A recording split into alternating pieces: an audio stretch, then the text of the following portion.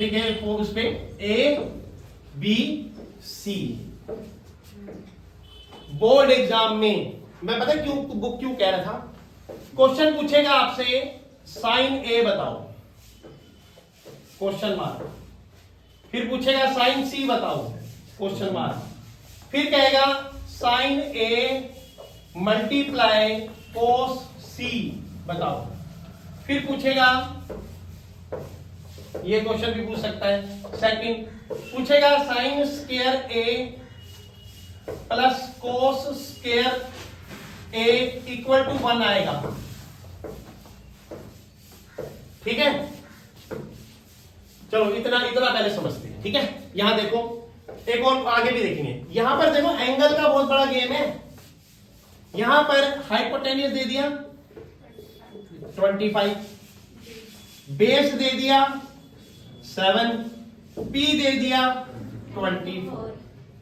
अब याशिका कह रही है मैं तो इस पे वो लगाऊंगी पाइथागोरस थ्योरम, पर क्यों लगाओगे मुझे नहीं पता, जबकि ये हमें लगाने की जरूरत नहीं है। क्यों नहीं है, क्या कारण है, क्या कारण है, क्यों नहीं है? तीनों चीजें तो दे रखी है।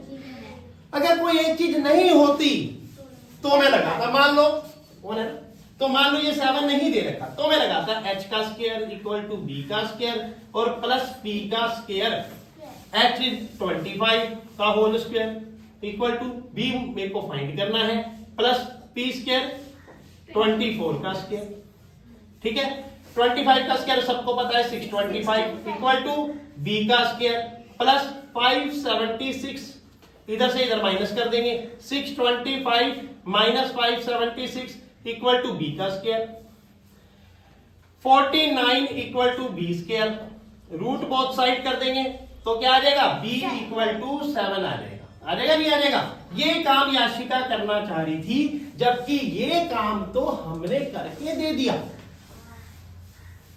जब पेपर में अगर हाइपोटेन्यूस भी गिवन है, बेस भी गिवन है, परपेंडिकुलर भी गिवन है, सब कुछ गिवन है, तो सीधा ये आंसर निकालो, सीधा ये आंसर निकालो, ये 1 नंबर निकालो, 2 नंबर निकालो,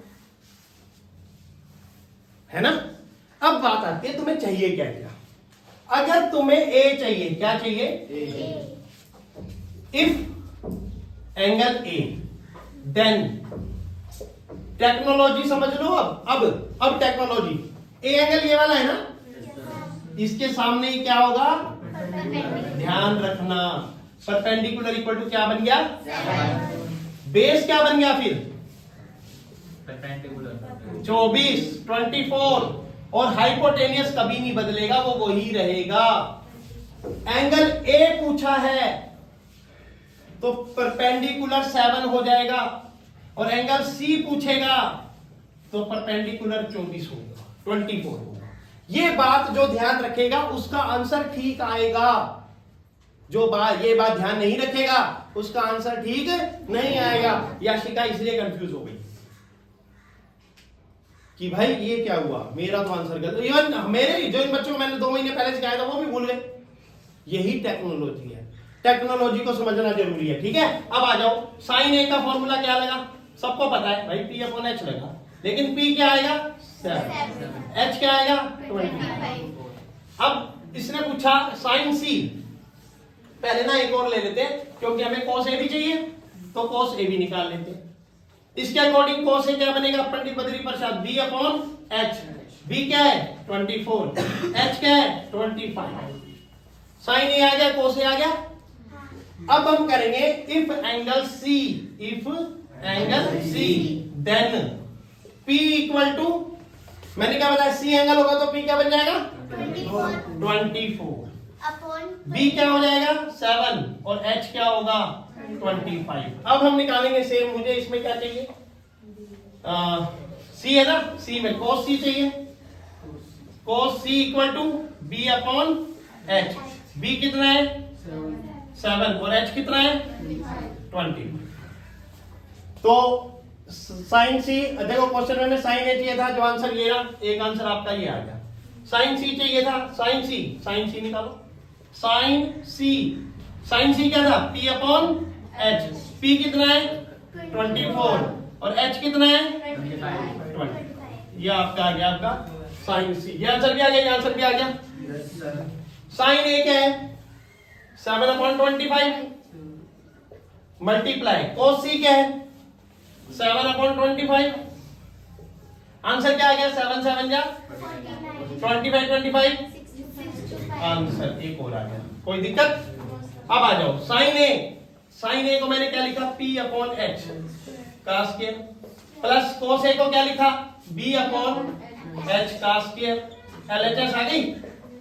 अब p/h अगर एंगल a है, यहां भी एंगल a है, तो कौन से लोगे? ये लोगे।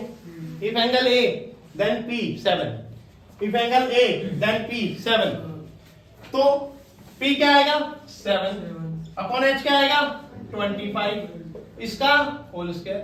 b क्या आएगा एंगल a है ना, एंगल कौन सा है a, यहां पर एंगल कौन सा है a, तो a है तो p है b है, तो b क्या आएगा 24, h क्या आएगा 5 होल स्क्वायर।